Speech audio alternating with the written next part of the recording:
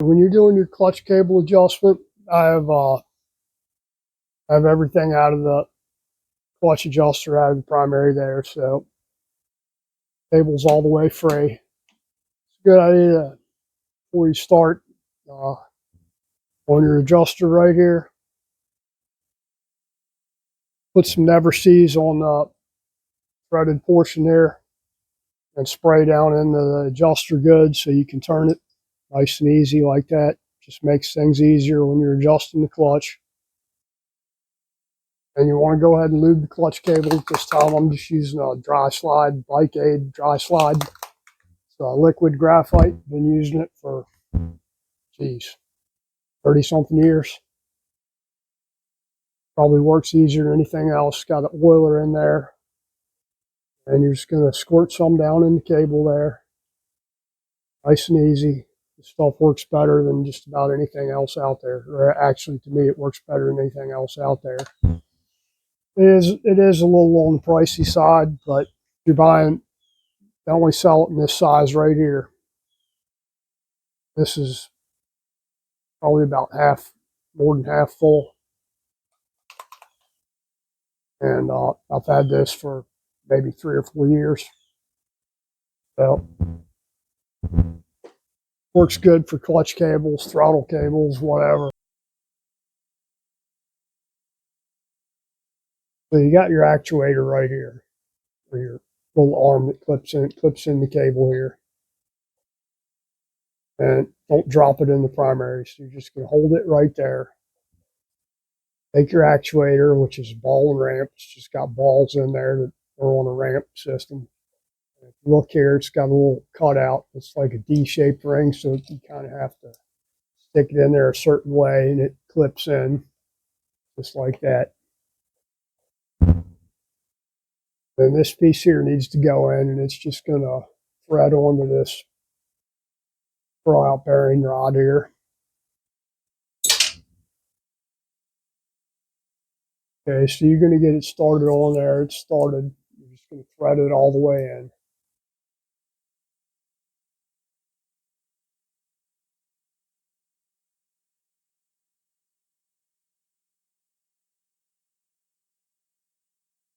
And once you get it threaded most of the way in, you'll feel it seat. Like it'll start to get tight, like right there. So that's our tight spot right there. We're going to turn it quarter turn to the right. Right there. Good on that. Got your little lock, which is right there. It's a piece that's got a spring and basically a nut with the center cut of it. You're going to slide it on there.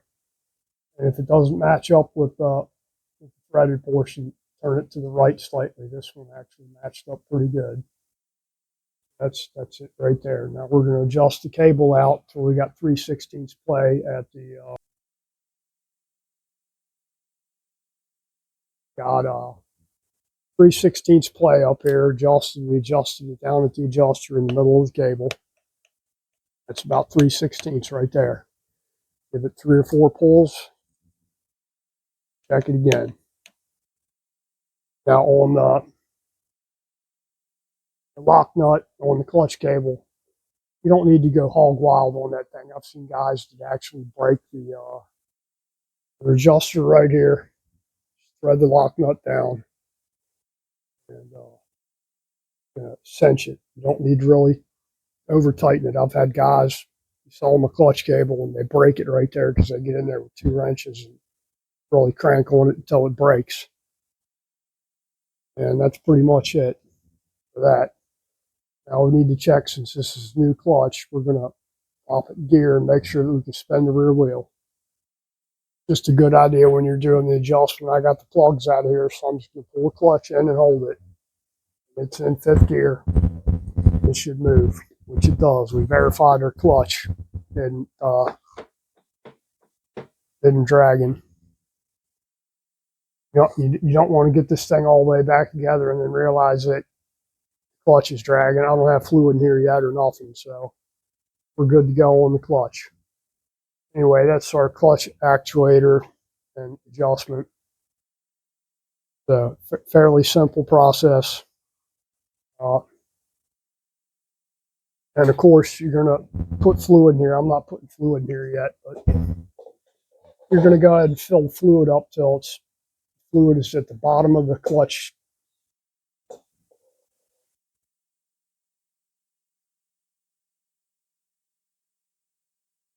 Okay, the bottom of it is going to be right here, right, basically at the bottom of the pressure plate where the spring goes in. You don't need any higher than that. And trust me when I tell you, you think that you don't have enough oil in there. Let me tell you, when this thing's running, oil is getting everywhere in this thing. It's slinging everywhere. So that's that. Now we need to adjust our primary chain. We need to adjust our primary chain. Now, I've already checked it for a tight spot, and I know where the tight spot is. It's in the same position as where it was before. When you do this, when you're checking your primary chain, you'll want to spin the motor over. You can do it by hitting the starter button. Just make sure your fingers aren't in here. Or like I did, just spin the rear wheel around. Put it in fifth gear and take the plugs out and spin the rear wheel around.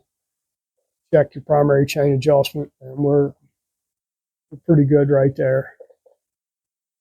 So I'm going to go ahead and lock down this lock nut that's up under here on the bottom of the primary there. You need a 1/4 inch, and I think it's a 7/8 wrench built with. Just right here. Now this nut has like a seal on the top portion where it seals up against the case there.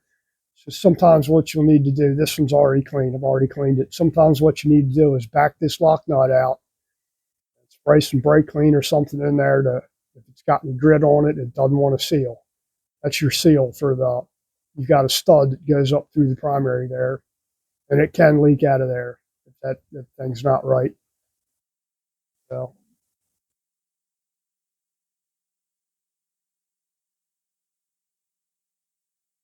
hold that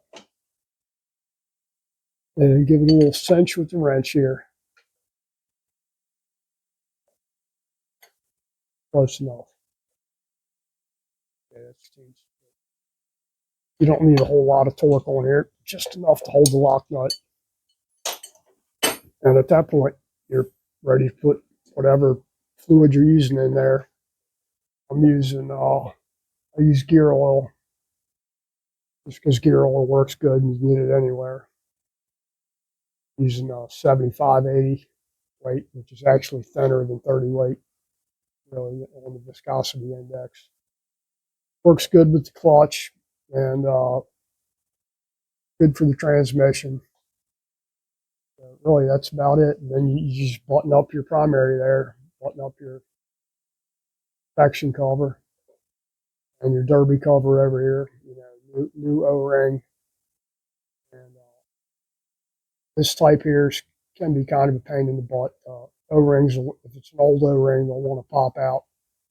So if you take some Hylamar, which actually works pretty good, silicone not so much. You can use silicone, but you're not siliconing the whole thing. Like a little dab, a little dab, a little dab, just enough to hold the O-ring in.